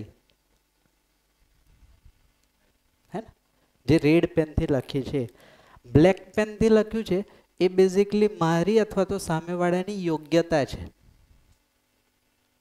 કેપેસિટી, જીવવાની યોગ્યતા, હે ને? તો યોગ્યતા દરેકની અલગ અલગ હોઈ શકે. હેતુ ક્યારેય અલગ હશે? એ પોસિબલ છે? ભૂતકાળમાં એવું હશે કોઈકનો હેતુ અલગ હશે? આજે તો આ જ હેતુ દેખાય, ભવિષ્યમાં હેતુ ચેન્જ થઈ જશે? પોસિબલ જ નથી કે માનવ પોતાનો હેતુ ચેન્જ કરે. આ શક્ય જ નથી, આ નિયમ નથી. તો જે વસ્તુ સ્થિર છે, જે વસ્તુ નિશ્ચિત છે, જે વસ્તુ ઓળખાઈ જાય, વિશ્વાસ હંમેશા બન્યો રહેશે. તો માનવમાં વિશ્વાસ કરવા માટેની જે જગ્યા છે આ છે. આપણે અહીંયા જ ચાલીએ છીએ. ફિઝિકલ પક્ષ, યોગ્યતા. યોગ્યતામાં તો મારી કમી છે ને સામેવાળાની કમી, હે ને? હવે તમે જુઓ પ્રેક્ટિકલી દરેક જગ્યાએ જુઓ તો જેમ કે આ એક્ઝામ્પલને ટેકનિકલી કહીએ તો જેમ મારામાં ગાડી કંટ્રોલ કરવાની યોગ્યતા નથી અને મારાથી જે રીતના એક્સિડન્ટ થઈ ગયો, સેમ રીતના સામેવાળાની યોગ્યતા ચૂક થઈ અને એનાથી પણ એક્સિડન્ટ થયો. એમાં વિરોધ શું? આમાં એક પ્રશ્ન એવો થાય હા કે મારામાં ગાડી ચલાવવાની યોગ્યતા છે હા અને હું ડ્રાઈવ કરું છું તો મને મારા ડ્રાઈવ પર વિશ્વાસ છે. મેં મારા દીકરાને પણ ડ્રાઇવિંગ શીખવાડ્યું છે, હા, પણ હજુ મને એનામાં યોગ્યતા દેખાતી નથી, એટલે મને એનામાં અવિશ્વાસ આવે. પણ એ પોતે ડ્રાઇવિંગ સીટ પર બેસે છે તો એને તો એમ લાગે છે કે મને ડ્રાઇવિંગ આવડી ગયું છે, મને પૂરેપૂરો વિશ્વાસ છે, એટલે એને પોતાનામાં વિશ્વાસ છે. આવો એક સંદર્ભ બની શકે. તો પોતાનામાં વિશ્વાસ છે એને જોવું પડશે. એ વ્યક્તિ પોતે જ જોઈ શકે, હે ને? એનું મૂલ્યાંકન હું ન કરી શકું, તમે ન કરી શકો. એટલે હું તો પછી ભૂતકાળના રેફરન્સથી જ અનુમાન કરું છું. તો તમે શું કરી શકો અથવા તો હું શું કરી શકું જ્યારે સંબંધમાં છું? હાલની સ્થિતિ શું છે, વર્તમાનને પકડીને ચાલવું પડશે. રેફરન્સ લેશો ને ત્યાં પ્રોબ્લેમ આવશે. વર્તમાનમાં તો હેતુના જે આશા છે એ જ છે. હા, તો વર્તમાનમાં હેતુ પણ એ જ છે. જે ચેન્જ આ યોગ્યતા ચેક કરવા માટે મારામાં એટલી યોગ્યતા હોવી જોઈએ. જેમ તમે કીધું, જો મને ગાડી ચલાવવાની યોગ્યતા હશે ને તો હું મૂલ્યાંકન કરી શકું કે સામેવાળો યોગ્ય છે કે નહીં. હવે અત્યારે શું થાય છે, મારામાં યોગ્યતા નથી બટ હું ચેક તો કરી જ લઉં. આ તો કેમ થાય? સ્કિલ પક્ષ નથી આવ્યો, શરીરને લેવા. પણ સ્કિલ તો છે, પણ એની સાથે સમજ જોડાયેલી છે, હે ને? યોગ્યતા કહીએ છીએ તો ખાલી યોગ્યતા તો નથી, યોગ્યતા સાથે સામેવાળાની પાત્રતા અને ક્ષમતા બે જોડાયેલું છે. યોગ્ય અયોગ્ય નથી કહેતો. ફરીથી એક ચેક પોઈન્ટ આપો, હે ને? જેમ કે આપણા ઘરે કોઈ ગેસ્ટ આવ્યા અને આપણે આપણા બાળકને કીધું કે પાણી લઈ આવો, હે ને? તો ગ્લાસમાં પાણી લઈને આવતો હતો અને ગ્લાસ છૂટી ગયો, હે ને? મિસ્ટેક થઈ, ભૂલ થઈ. હવે મારે એ વસ્તુને કેમ જોઈ? કારણ કે જો મને એવું લાગે છે આ પ્રોબ્લેમ થયો તો એ પ્રોબ્લેમને મારે કઈ રીતના જોવો? તો એક તો એ છે કે હારો દર વખતે આ જ કરે છે એમ અને સમજાતું નથી કેટલી વાર કહેવાય. તો મેં શું કર્યું, એના હેતુ પર ડાઉટ કર્યો કે જાણી જોઈને આ કરે છે. ઇનડાયરેક્ટલી આ ભાવ છે, હે ને? જ્યારે હું જોઉં છું કે એની કેપેસિટી નથી કે લઈને વ્યવસ્થિત આવી શકે, તો હવે મારું કામ શું હશે? એ કેપેસિટી કેમ વધે? તો યોગ્યતા ડેવલપ કરવાનું કામ કરશે ને. પછી અત્યારે શું કર્યું, યોગ્યતાનું ધ્યાન નથી, ખાલી ક્રિટિસાઇઝ, ડાઉટ કરવું અને ક્રિટિસાઇઝ કરવું. જેમ કે ફોર એક્ઝામ્પલ આ મોટો રેફરન્સ લે, આ વ્યક્તિ ઠીક નથી, આની જગ્યાએ આને સીટ મળી હોત ને, હે ને, તો ઠીક થાત ને. આ હોત. આ શું થઈ ગયું? ક્રિટિસાઇઝ. હવે આપણામાં યોગ્યતા છે તો જવાબદારી લો, અથવા તો જવાબદારી આપણને એવું લાગે છે કે આપણે યોગ્ય છે તો એની જવાબદારી વધારો અથવા તો એની યોગ્યતા વધારો. તો બે જ કાર્યક્રમ. સમજદાર હશે તો સામેવાળાની યોગ્યતા, પાત્રતા, ક્ષમતામાં વધારો કરશે જેનાથી એની ભૂલ ન થાય, અને ના સમજ હશે તો એ ક્રિટિસાઇઝ કર્યા કરશે અને દુઃખી થશે, સામેવાળાને દુઃખી કરશે. એટલે વિશ્વાસ ક્યારેય બને જ નહીં. આ એક બિંદુ આપું છું વિશ્વાસનું. જો આશય દેખાઈ જશે ને તો આ વસ્તુ રિઝોલ્વ થઈ જશે. કારણ કે આ તો ડેવલપમેન્ટ છે, આ તો પ્લસ ઓર માઇનસ રહેશે ને પછી સીધું થઈ જ જશે. આજે બાળકથી ગ્લાસ છૂટ્યું, હે ને, એને એક પ્રકારના અભ્યાસ પછી એ ગ્લાસ નહીં જ છોડે, આ નિશ્ચિત વસ્તુ છે. હવે મેં એવું માની લઉં કે આ હર વખતે એટલે આપણે કેટલા વર્ષ પ્રયત્ન કર્યો? ટેકનિકલી જો તો 1 વાર કીધું, 2 વાર કીધું, 3 વાર કીધું, 10. હવે તમે સામાન્ય ઉદાહરણ આપું કોઈ વ્યક્તિમાં યોગ્યતા ઓછી છે, કોઈ વ્યક્તિ નહીં, આપણા બાળકમાં યોગ્યતા ઓછી છે, તો તમે ક્યાં સુધી પ્રયત્ન કરશો? જ્યાં સુધી યોગ્યતા વધે નહીં અથવા તો જ્યાં સુધી યોગ્ય ન બને ત્યાં સુધી. હવે જ્યારે આપણા બાળક માટે આપણે આ ફોલો કરીએ છીએ, બીજો વ્યક્તિ એકવાર મિસ્ટેક કરે ત્યાં ધીરજ ખૂટી જાય. હા સાલો આવી મિસ્ટેક કઈ રીતના કરીએ, તો એની જવાબદારી લેવી પડશે ને, તો એને એટલો સમય આપવો પડશે. તો જે રીતના હવે બીજાનો રેફરન્સને આપણે આપણા પર લઈ લઈએ. જ્યાં સુધી મારામાં યોગ્યતા નથી, હું યોગ્યતા વધારવા માટે કેટલો સમય પોતાને આપીશ? કેટલો આપીશ? જ્યાં સુધી હું સમજદાર નહીં થઈ જાઉં. તો બને એમાં 20 વર્ષ લાગે, 25 વર્ષ લાગે, વોટેવર. તો સામેવાળાનો એટલીસ્ટ એટલો સમય તો આપો. એક વર્ષમાં એવું એક્સપેક્ટેશન કરે કે એ સમજદાર થઈ જાય, હે ને, તો એ તો ગેપ રહેશે. જેમ મારી યોગ્યતા વધારવા માટે મને એક સમય લાગે છે, એ રીતના સામેવાળાની યોગ્યતા વધારવા માટે એને સમય લેશે ને. હા, એની સ્થિતિ મારી કરતાં સારી હોય તો જલ્દી યોગ્ય થઈ શકે, અને સ્થિતિ કદાચ ઓછી હોય તો થોડો વધારે સમય લાગી શકે. તો જો વિશ્વાસ છે તો વિશ્વાસનું ફ્રૂટ છે સ્વભાવમાં ધીરતા બનેલી રહેશે. જો વિશ્વાસ નથી, અધીરપણું આવશે આવશે ને આવશે જ. ઉતાવળ આવશે સંબંધોમાં. હવે માની લો કે મને સંબંધ સમજાઈ ગયો અને મને બાળક અથવા તો જે પણ સંબંધી છે એનામાં વિશ્વાસ મારામાં વિશ્વાસ છે, એટલે મેં એને એ રીતના જોઉં. તો એ વ્યક્તિ સમજદાર થાય એની માટે મેં ક્યાં સુધી પ્રયત્ન કરીશ? જ્યાં સુધી નહીં થાય ત્યાં સુધી ને. તો જ્યાં સુધી નહીં થાય એટલે આ શરીર યાત્રામાં નહીં થાય તો આવતી શરીર યાત્રા. આ પેશન્સ, ધીરતા. તો આપ ધીરતા હશે ને તો હડબડી નથી ને એટલે સંબંધમાં ગેપ નહીં આવે. એક એક ક્ષણને તમે ઓબ્ઝર્વ કરી શકશો. આમાં શું થાય છે, વ્યક્તિનું કાં તો આપણે વધારે પડતું કંઈક આકલન કરી નાખીએ, કાં તો હાવ ઓછું કરી નાખીએ. આ અવિશ્વાસ બનાવી દેશે આપણે. હા, તમે કંઈક કહેતા. હા, એટલે આખી ચર્ચામાં જે ધ્યાન જાય છે કે પહેલાં તો આ આખી વસ્તુ રિઝોલ્વ કરવી હોય તો આટલું બધું લાંબુ જે પ્રોસેસ છે અને પહેલા સ્ટેજે પૂરી થઈ જાય. મતલબ પહેલાં જો પેલું બ્લેક કલરથી લખ્યું છે કે હું હંમેશા પોતાને સુખી કરી શકું છું, આ ક્લિયર થઈ જાય તો બાકીની બધી ચોકડી નીકળી જાય છે.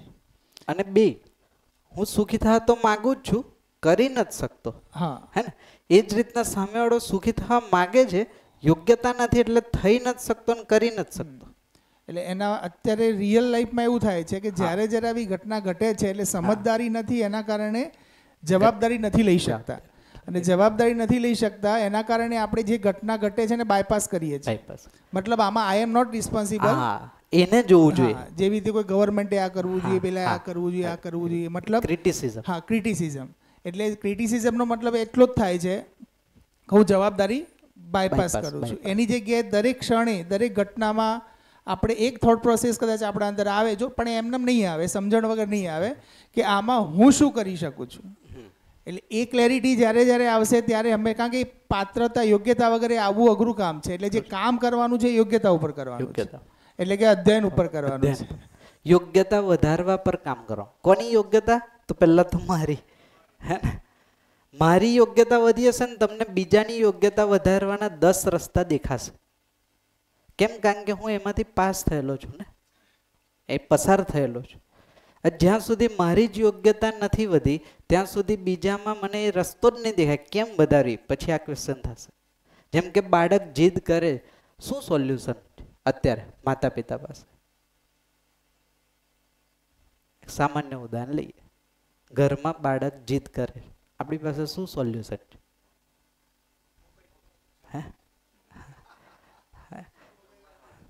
તો ભય, પ્રલોભન, એટલે કોઈ પણ ટેમ્પરરી સોલ્યુશન આપણે આપીએ છીએ.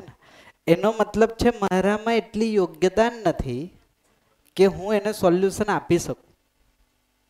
તો માતા પિતાના સમજાઈ જશે તો માતા પિતા સૌથી પહેલા શું કરશે? પોતાની યોગ્યતા વધારશે. બાળકને આ વસ્તુ સમજાય છે, બાળક સૌથી પહેલા શું કરશે? પોતાની યોગ્યતા વધારશે. નહીં કે માતા પિતાને ક્રિટિસાઇઝ કરે કે માતા પિતા બાળકને ક્રિટિસાઇઝ કરે. આ તો પછી લોંગ પ્રોસેસ છે. માની લો કે અહીંયા તમે એઝ અ પેરેન્ટ્સ બેઠા છો, હવે તમારા સંતાન પાસે આ સંદર્ભ નથી, તો જવાબદારી કોની બનશે? તમારી જ બનશે ને. તમે એવી એક્સપેક્ટ રાખો કે આ વસ્તુ બરાબર પણ આ એ કરી લે ને તો સારું, તો એ નહીં થાય. તો એક્સપેક્ટેશનમાં જ જતું રહેશે. અને એઝ એ ચાઇલ્ડ અથવા તો એઝ એ બ્રધર અથવા તો એઝ અ બેટર હાફ આપણે અહીંયા બેઠા છો, તો એ જવાબદારી કોની થઈ ગઈ? મારી. તો એઝ અ સંતાનની જવાબદારી મારી છે કે હું યોગ્ય થાઉં, પછી મને 10 રસ્તા દેખાશે કે સામેવાળાની યોગ્યતા કેમ વધારવી. પછી એ પ્રોબ્લેમ નથી. પણ જે અત્યારે એવું છે, મારી પણ યોગ્યતા નથી, સામેવાળાની પણ યોગ્યતા નથી, અને હું એવી એક્સપેક્ટેશન રાખું છું કે એ યોગ્ય થઈ જાય, તો એવું એ પ્રેક્ટિકલી શક્ય નહીં બને. એની પાસે કોઈ રેફરન્સ તો જોશે ને. તો એ રેફરન્સ આપણે બનવું પડશે ને. આપણે રેફરન્સ છે તો તમે એ વસ્તુને ડીલ કરી શકશો. આ ક્લિયર થાય છે? આ સમજે છે? આમાં કોઈ પ્રશ્ન, કોઈ ડાઉટ, ક્વેશ્ચન? આ એક નવી મેથડ. એકવાર આ મેથડથી ચાલવાનો પ્રયત્ન કરો, હે ને, આ ગેરંટીડ વિરોધ ખતમ થઈ જશે.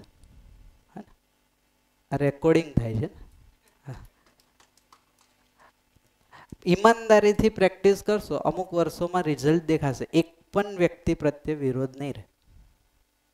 એ ટેરરિસ્ટ હશે તો પણ, હે ને, ચોર હશે તો પણ, સંત મહાત્મા હશે, કોઈ પણ હશે.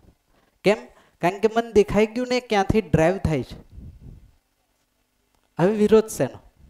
માન લો એક્સ્ટ્રીમ ઉદાહરણ લઈએ. એક ટેરરિસ્ટે ટેરરિઝમ ફેલાયું, હે ને, અથવા તો એને એવું કામ કર્યું કે જે ખોટું છે.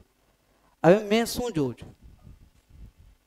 આ લોકો હવા જ હોય તો ક્યાં જતું રહ્યું? હેતુ અથવા તો આશય, જેનાથી વિશ્વાસ, માનવ સાથે જીવવાનો વિશ્વાસ જ નહીં આવે પહેલા તો. હવે મને એ સમજાય છે કે એ પણ સુખી થવા માગે છે, એની એટલી યોગ્યતા નથી કેમ સુખી થવું, એટલે એને રસ્તો ખોટો ચૂઝ કર્યો છે.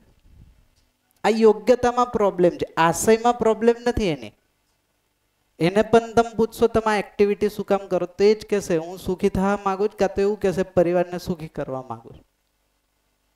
આશય એનોય ખોટો નથી, બટ એના હવે આપણી માન્યતા અલગ છે ને એની માન્યતા અલગ છે. આપણી સુખી થવાની માન્યતા છે કે જોબ કરશું, બિઝનેસ કરશું. એની સુખી થવાની માન્યતા છે 10 જણને નિપટાઈ લઈશું. માન્યતામાં જ ફરક છે ને. એકની પોઝિટિવ માન્યતા છે, એકની નેગેટિવ માન્યતા. તો જો મને એ સમજાઈ જશે કે એ વ્યક્તિની યોગ્યતામાં કમી છે, તો હું શું પ્રયત્ન કરીશ? એની યોગ્યતા કેમ વધે ને? તો મૂળમાંથી પ્રોબ્લેમ રિઝોલ્વ થશે.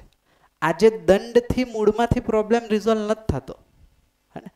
આ યોગ્યતા અર્જન કરવી અને યોગ્યતા અર્જન કરાવવી આ ન્યાયનું કામ છે. આ ન્યાય છે. તો વ્યક્તિને આપણે પહેલા સ્થિર કરશું, આવેશને શાંત કરશું, પછી આવેશ શાંત થાય, એની સ્વભાવ ગતિમાં આવે, પછી એની સાથે યોગ્યતા કેમ વધારે વધી શકે એના કાર્યક્રમ.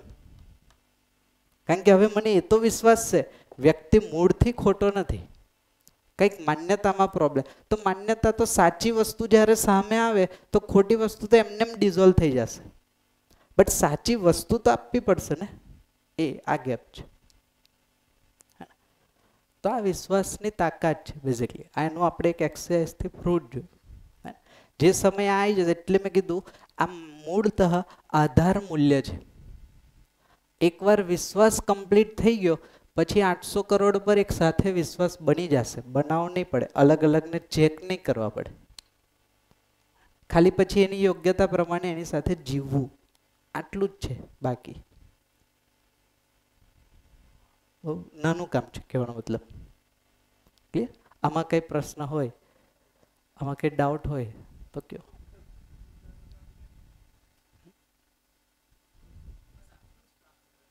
હા એટલું જ છે. એટલે બહુ નાનું કામ છે એમ. આમાં કંઈ રોકેટ સાયન્સ નથી એમ. એટલું કોમ્પ્લેક્સ નથી. બટ આપણી માન્યતાઓ આડે આવશે. જે આવશે, ડિલે જે થાય છે એ આપણા પૂર્વાગ્રહ પૂર્વાભ્યાસના કારણે ડિલે થશે. આપણા જે સંસ્કારો પડ્યા છે એને તો પહેલા શું કરવા પડે? પરિમાર્જન કરવા. હા. તો એ સંસ્કાર પર તમે એ સંસ્કાર પર કામ ના કરશો, જે રિયાલિટી છે એના પર કામ કરશો ને ખોટી વસ્તુ ડિઝોલ્વ થઈ જશે. સંસ્કાર પર કામ કરવા જશો ને હેરાન થશો, હે ને? કારણ કે પહેલા તો સંસ્કાર વસ્તુ મને દેખાતી નથી. હવે જે વસ્તુનો મને ઓર છોર ખબર જ નથી એની પર હું કામ શું કરીશ? તો એ ઈઝી રસ્તો નથી. એની માટે એવું હોય તો તમારે પેલો રસ્તો અપનાવવો પડે, અષ્ટાંગ યોગ વાળો, ધ્યાન સમાધિ વાળો, સમાધિ વાળો. કોઈ પણ રસ્તો કોઈ પણ હોઈ શકે, એમાં મેથડ કોઈ પણ લઈ શકે, બટ એમાં ગેરંટી નથી કે તમે સોલ્વ કરી નાખશો, હે ને? આમાં ગેરંટેડ છે. એક એક્સરસાઇઝ આપું, જો વિશ્વાસ કઈ રીતના કામ કરે. અહીંયા સુધી ક્લિયર થાય છે? ચાલો, આમાં કોઈ ડાઉટ નથી, હે ને? એક અભ્યાસ આપું છું, હે ને? આ અભ્યાસ તમે કરશો તમને રિઝલ્ટ દેખાશે.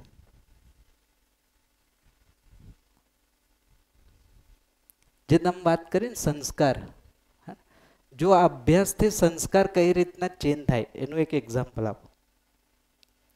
બેઝિકલી પહેલા તો આપણને એ થોડું ક્લિયર થાય કે સંસ્કાર શબ્દ છે ને એ જાગૃતિ પછીનો શબ્દ છે, હે ને?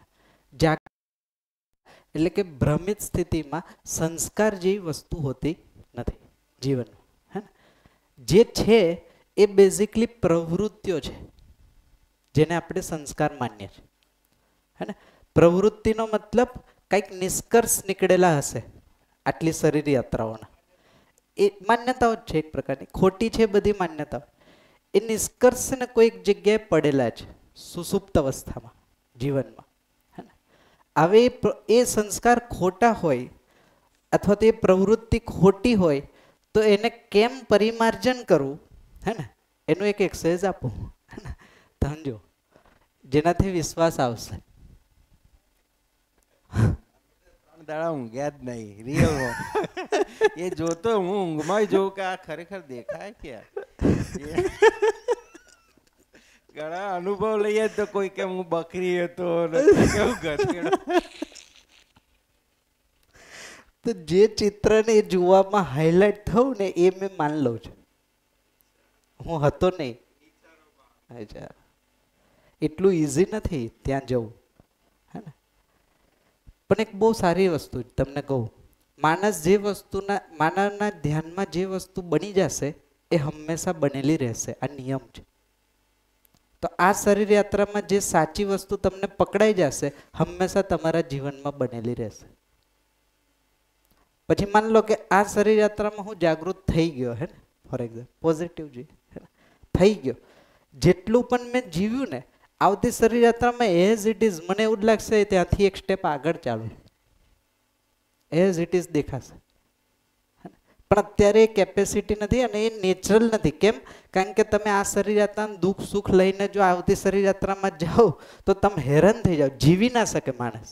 એટલે ડિફોલ્ટ સેટિંગ છે, જેમ તમારું મૃત્યુ થાય એટલે બધું ઇરેઝ કરી નાખે. આ ડિફોલ્ટ સેટિંગ છે. તો શું નવી શરીર યાત્રામાં શરીર ચલાવવાની કેપેસિટી પાછી બનેલી રહે, રિસેટ થઈ જાય. એટલે આ જન્મના કોઈ પણ કર્મ આવતા જન્મમાં કેરી ફોરવર્ડ થતા નથી. બધું બેલેન્સ અહીંયા જ ઝીરો થઈને પછી આગળ જાય છે. તો ફલ પરિણામ બધું અહીંયા જ છે. અહીંયા જ્યાં સુધી ઝીરો નહીં થાય ત્યાં સુધી નેક્સ્ટ સ્ટેપ આવે જ નહીં. એટલે આ ભ્રમિત સ્થિતિના ફળ છે આ બધા, હે ને? જેમ કે એક એક્ઝામ્પલ આપો, આ શરીર યાત્રામાં તમે એટમ બોમ્બ બનાવ્યો, હે ને? ફરીથી તમે જન્મ લઈને જ આવશો. એ બે એટમ બોમ્બનું કર્મ તો પડેલું છે ને ધરતી પર. તો નેગેટિવ એટલે મેં કીધું જે કર્મ માનવ કરે છે, જો આ પણ જોઈ લો તમે થોડું ક્લિયરલી, મારું કરેલું કર્મ આખી માનવ જાતિને પ્રભાવિત કરશે. મને તો કરશે જ, આખી માનવ જાતિને પ્રભાવિત કરશે. જો હું સારું કર્મ કરીશ તો સારા કર્મનું જે ફળ અથવા તો પરિણામ આવે છે એ આખી માનવ જાતિ માટે ઉપલબ્ધ થઈ જશે. અને જો હું ખોટું કર્મ કરીશ તો એ કર્મનું જે ફળ અથવા તો પરિણામ આવશે એ આખી માનવ જાતિ માટે એઝ ઇટ ઇઝ ઉપલબ્ધ થઈ જશે. આ કર્મનો સિદ્ધાંત છે, હે ને. જેમ કે હું માન લો કે એટમ બોમ્બ બનાવું છું તો આ મારું નેગેટિવ કર્મ થયું. હવે એટમ બોમ્બનું જે રિઝલ્ટ છે હું ભોગવીશ કે આખી માનવ જાતિ ભોગવશે? આખી માનવ જાતિ. એ જ રીતના હું કૃષિની શોધ કરું છું, હે ને, જેનાથી મને ફૂડ મળ્યું.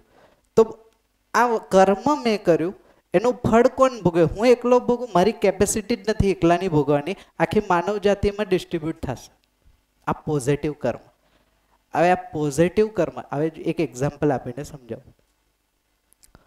હું જેટલું, આ ધ્યાનથી સાંભળજો હા, કે આ થોડુંક અલગ છે. હું જેટલું ઈચ્છી શકું, ઈચ્છા મારામાં જેટલી ઈચ્છા થાય, જેટલી ઈચ્છા મારામાં થાય એનાથી વધારે હું ચાહનામાં છે. હું જેટલું ઈચ્છી શકું એનાથી વધારે ચાહી શકું. ચાહનામાં નિરંતર સુખ છે, હે ને. ઈચ્છામાં અત્યારે કેવું અત્યારે વર્તમાન સ્થિતિ પ્રમાણે છે, હે ને. તો નિયમ છે હું જેટલું ચાહી શકું એટલું ઈચ્છી ન શકું, ગેપ આવશે. જો મારી ચાહના શું છે? નિરંતર સુખ. ઈચ્છાને જોશો તો અત્યારે ટેમ્પરરી સુખ છે કે નહીં? હા, એટલે ટેમ્પરરી થઈ ગયું ને. તો હું જેટલું ચાહી શકું એટલું ઈચ્છી ન શકું. હા, હું જેટલું ઈચ્છી શકું એટલી વસ્તુ વિચારી નથી શકતો બધી જ, અને હું જેટલું વિચારી શકું એ બધું કરી ન શકું. અને જેટલું હું કરી શકું એ બધી જ વસ્તુ હું ભોગવી પણ ના શકું. આ પણ નિયમ છે, હે ને. ફરીથી હું જેટલું ચાહી શકું એટલું હું ઈચ્છી ના શકું, લિમિટેશન છે. હું જેટલું ઈચ્છી શકું એટલું ડાયરેક્ટલી તમે ઈચ્છાને કન્વર્ટ કરો તો હું એટલું કરી ન શકું. ઈચ્છામાં તો મારી એવી છે કે હું IAS થઈ જાઉં ને પ્રધાનમંત્રી થઈ જાઉં, પણ હું થોડું એટલું કરી શકીશ બધું. ઈચ્છામાં તો એવું છે કે હું પરિવારમાં સુખી થાઉં અને સમાજમાં સુખી થાઉં. કરવામાં તો એટલું નથી. તો હું જેટલું ઈચ્છી શકું એટલું કરી ન શકું. હું જેટલું કરી શકું એટલું ભોગવી ન શકું. જે કર્યું એનું ભોગ ન કરી શકું. આ લિમિટેશન. એક ઉદાહરણ આપો, આ તમને આ સૂત્ર સમજાશે. જેમ કે એક વ્યક્તિ 50 જણનું જમવાનું બનાવી શકે? એક વ્યક્તિ બનાવી તો શકે ને, કે ન બનાવી શકે? 50 જણનું એટલે કર્મ કરવું. તો હું 50 જણનું ભોજન કરી શકું, 50 જણનું ભોજન ભોગી શકું? એ શક્ય જ નથી. તો જે એક જણનું હું ભોગી શકીશ, રિમેનિંગ કેટલું રહેશે? 49. તો 49 જણ માટે એ પોઝિટિવ કર્મ થઈ ગયું. એ થઈ ગયું એનું સદભાગ્ય. જે મને બીજાના એફર્ટના કારણે સારી વસ્તુ ઉપલબ્ધ થઈ, આ મારું થઈ ગયું સદભાગ્ય, હે ને. બીજી વસ્તુ, હવે એને નેગેટિવ લેજો. હું જેટલું કરી શકું એટલું ભોગી ના શકું, હે ને. છેલ્લો પોઈન્ટ કર્મનો લીધો એટલે મેં આ વસ્તુને રેફરન્સ. હવે મેં એટમ બોમ્બ તો બનાવી દીધો, નેગેટિવ કર્મ કર્યું. હવે જ્યારે બ્લાસ્ટ થશે અથવા તો જ્યારે એક્ઝિક્યુટ થશે તેનો ભોગ બધા જ બનશે ને. તે બીજા માટે શું થઈ ગયું? મારું એક નેગેટિવ કર્મ બીજાનું દુર્ભાગ્ય થઈ ગયું. પેલું સદભાગ્ય હતું, આ દુર્ભાગ્ય. વિચારમાં કર્મ કરતા પહેલા પણ બહુ વિચારવું પડે, હે ને. કારણ કે પાછળ જોડાયેલી છે ને સિક્વન્સ. હું શું ઈચ્છું છું એટલે આપણે વારંવાર ગઈકાલે કીધું હતું, કામ કરવાની જગ્યા તુલન છે, કારણ કે તુલનથી ઈચ્છા બને છે. મારી એક ઈચ્છા આખા સમાજનું કાં તો ધનોત્પન્ન કરી નાખે, કાં તો મારી એક ઈચ્છા આખા સમાજને ઉપર લઈ આવે. આ કેપેસિટી દરેક ઇન્ડિવિજ્યુઅલની આ કેપેસિટી.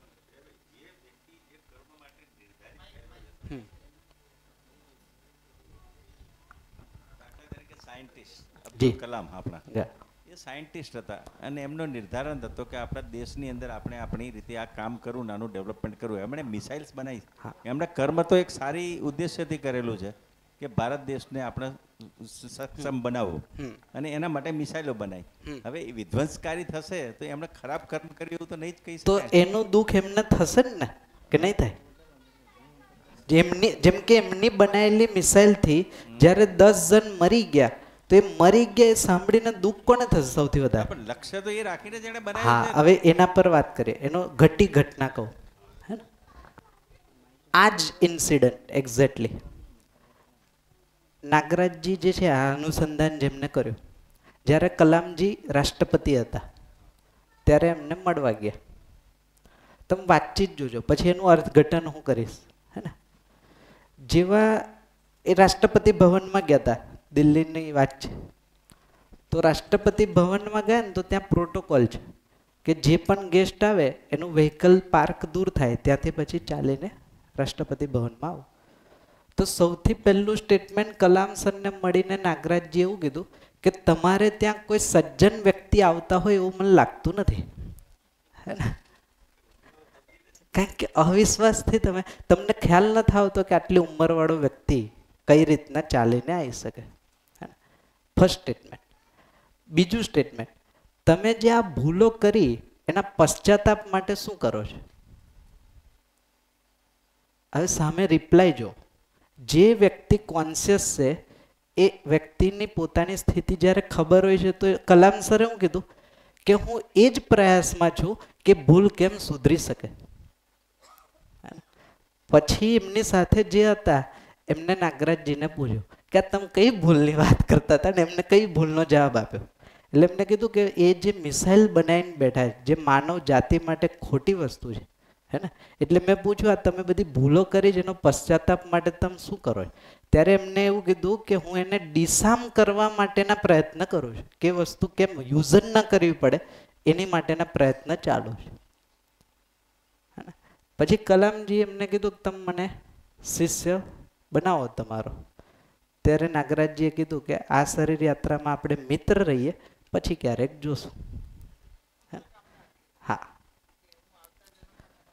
ના ના, એટલે એવું જસ્ટ એવો સંવાદ હતો કે અત્યારે મિત્ર થઈને રહીએ, પછી આગળ જોશું એમ. હે ને, તો જ્યારે જે વ્યક્તિ હવે જો લેવલ એકબીજાનું પહેલેથી ખબર છે તો સંવાદ પણ એ રીતના છે. હે ને, તો હવે જે અનનોન વ્યક્તિ એમ તો લાગે આ વ્યક્તિ રાષ્ટ્રપતિને એવું કે તમે ભૂલો કરી છે. હે ને, અને રાષ્ટ્રપતિ એટલી સરળતાથી જવાબ આપે છે કે હા હું એ કામ કરું, તો આ કંઈક ગહરી વાત છે. હે ને, તો આ જ વાત એક્ઝેક્ટલી થઈ હતી. તો જે વ્યક્તિ ભૂલ કરે એનું એને દુઃખ થાય, આ અસ્તિત્વમાં નિયમ છે. ઉદ્દેશ્ય ભલે ગમે એટલો સાચો હોય. હવે તમે જ એક્ઝામ્પલ જો, આ છે તમે જે કહો છો એ બેઝિકલી ભૂલ કર્યા પછીના જસ્ટિફિકેશન છે. જસ્ટિફિકેશન દુઃખને દૂર ન કરી શકે, પોસ્ટપોન કરી શકે, થોડા સમય માટે રાહત આપશે. કે જેમ કે એક સામાન્ય ઉદાહરણ આપો.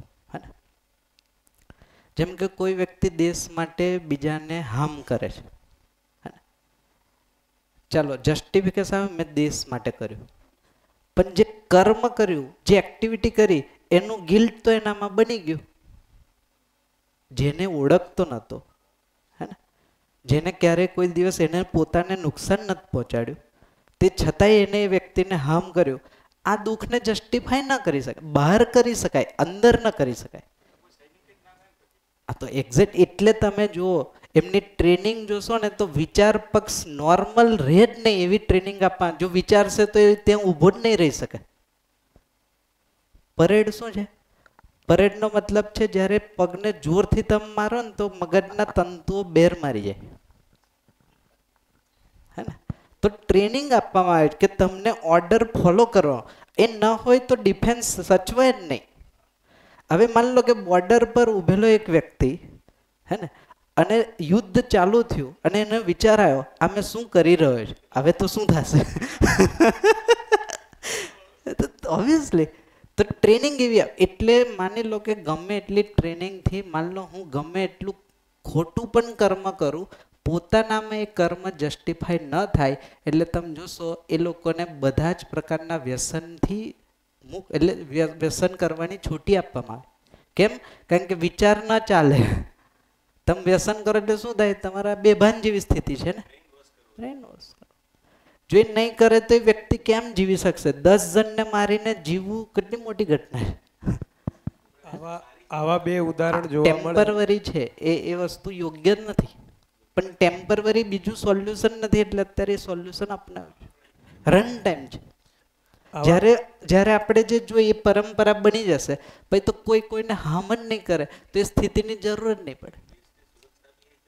હા, ટેમ્પરરી વ્યવસ્થા તો એ ટેમ્પરરી વ્યવસ્થાનું સન્માન છે, એ હોવું જ જોઈએ. આપણે એવું નથી કહેતા ન હોવું, પણ એ ટેમ્પરરી જે આપણને ખ્યાલ હોવો જોઈએ. તો માન લો મને ખ્યાલ આવી ગયો કે આ વસ્તુ ટેમ્પરરી, તો હું શું ટ્રાય કરીશ? પરમેનન્ટ સોલ્યુશન શું છે? મારી દ્રષ્ટિ પરમેનન્ટ સોલ્યુશન માટે છે ને, કે જ્યાં સુધી સમજદાર નથી થતા બધાય ત્યાં સુધી જે કરવું પડે એ કરું છું, બટ મારો ગોલ છે કે સમજદાર થાય, નહીં કે એ જ વસ્તુને મજબૂત કરું ને.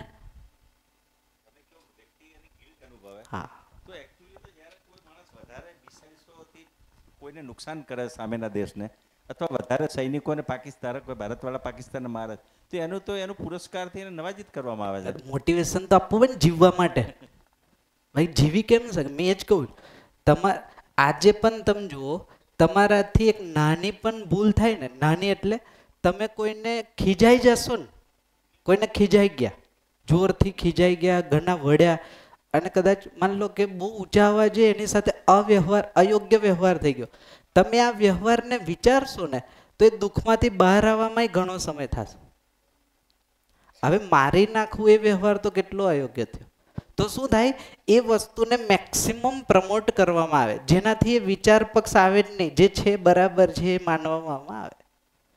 અને એઝ સચ એ રીતના ખોટું નથી કે જો એ મોટિવેશન નહીં આપવામાં આવે તો તૈયાર જ નહીં થાય ને કોઈ વ્યક્તિ ત્યાં ઊભો રહેવા માટે. એટલે આવા જ બે ઉદાહરણમાં એક ડૉક્ટરનું લઈએ કે જે ડૉક્ટરને ઓપરેશન કરવાના છે, તો એની ટ્રેનિંગ દરમિયાન એને જીવ ઉપર પ્રયોગ કરાવવામાં આવે છે કે જેથી કરીને માનવને જ્યારે કાપે ત્યારે એને સંવેદના ના થાય. એક આ ઉદાહરણ એક દેખાય છે. અને એક પહેલાના રાજા રજવાડાઓમાં રાજાઓ શિકાર કરવા જતા, પ્રાણીઓનો શિકાર કરતા કે જેથી કરીને એને એમાં એક શોભ ન થાય કે જેથી બીજા સૈન્ય ઉપર જ્યારે હુમલો કરવાનો થાય ત્યારે પણ એને પોતાને સંવેદના દુઃખ ના થાય. આવા બે ઉદાહરણ કદાચ મને એટલે એ જ ટેમ્પરરી જે કામ ચલાવ રસ્તા છે ને એનું પરિણામ બહુ ખરાબ છે. કેમ? હવે એકવાર તમે ટ્રેનિંગ આપી દી પછી એને ટેવ પડી ગઈ, હે ને? હા, તો હા, હવે રાજાને ટેવ જ પડી ગઈ શિકાર કરવાની, હે ને? હવે શિકાર જ કરે રાખે. કેમ? કારણ કે ટ્રેનિંગ મળી છે. એ જ રીતના જે વ્યક્તિ રિટાયર્ડ થાય છે આવી સિક્યોરિટી જોઈન કરે છે કારણ કે ટ્રેનિંગ મળી છે એટલે માનસિક ત્યાં સ્ટક થઈ ગઈ. તો સાથે બે કાર્યક્રમ ચાલવા જોઈએ. પ્રસ્તાવ એ છે કે એ જે ટેમ્પરરી પેચવર્ક કરવું પડે એ કરીએ, પણ સમજ માટેનો કાર્યક્રમ પણ ચાલે ને સાથે. તો પ્રાયોરિટી સમજ છે, નહીં કે ડિફેન્સ. ડિફેન્સનો વિરોધ નથી, પણ પ્રાયોરિટી એ નથી. મારું લક્ષ્ય ક્રિયા છે કે જે સમયે માનવ સમજદાર થઈ જશે પછી આ વસ્તુની જરૂર નથી, તો હું મેક્સિમમ ટ્રાય સમજદાર કેમ થાય એની પર કરીશ ને. તો પેલી વસ્તુ તો ટેમ્પરરી થઈ ગઈ, એટલી સ્વીકૃતિ કે આ પરમેનન્ટ સોલ્યુશન નથી. પણ જો હું એવું માનું ડિફેન્સ વગર કોઈ દેશ સુરક્ષિત નથી, આ માન્યતામાં પ્રોબ્લેમ છે. તો શું થઈ ગયું? મને આ એક જ સોલ્યુશન દેખાયું, તો ભાઈ મેક્સિમમ ટ્રાય શું કરીશ કે એના શસ્ત્ર કેમ અપડેટ થાય, એમાં વધારો કેમ થાય. તો ટેમ્પરરી સોલ્યુશનને જ હું પરમેનન્સી તરફ લઈ જઈશ, જે કદાચ એટ ધી એન્ડ મને દુઃખી કરશે, એને દુઃખી કરશે, આખી સિસ્ટમને ટૂંકમાં અવ્યવસ્થિત કરશે. થઈ ગયો ને? ઓકે, કઈ પ્રશ્ન તો ખાલી પૂછી લો, પછી આપણે એને બ્રેક પછી લઈશું. પ્રશ્ન નથી, બસ ખાલી એક ઓબ્ઝર્વેશન છે કે જેટલું બી અત્યાર સુધીનું થયું છે ને એ બધું ખાલી તમારી પોતાની થિંકિંગ પ્રોસેસ શું છે, કેવી રીતના ચાલે છે અને કેવી રીતના ચાલવી જોઈએ, બંનેમાં ઘણો ફરક છે. પહેલી વાત શું છે અને શું માન્યું છે, આ બેમાં ઘણો ફરક. પ્લસ કે કેવું છે કે આ બધાની પોતપોતાની દ્રષ્ટિ હોય. હવે આજે ચલો અગર પાંડવો જીતી ગયા એટલે આપણે કૃષ્ણ ભગવાનને સારું ગણીએ છીએ, બાકી અગર કૌરવો જીતી ગયા તો આપણે શકુનીને ગણો, પણ બંનેનું મૂલ્ય તો એક જ હતું કે બંનેને એકબીજાનું રાજ્ય જોતું હતું. ઠીક છે હે ને? તો આપણે બ્રેક પછી 2 વાગે એક્ઝેક્ટલી 2 વાગે મળીએ. આજનો બી એક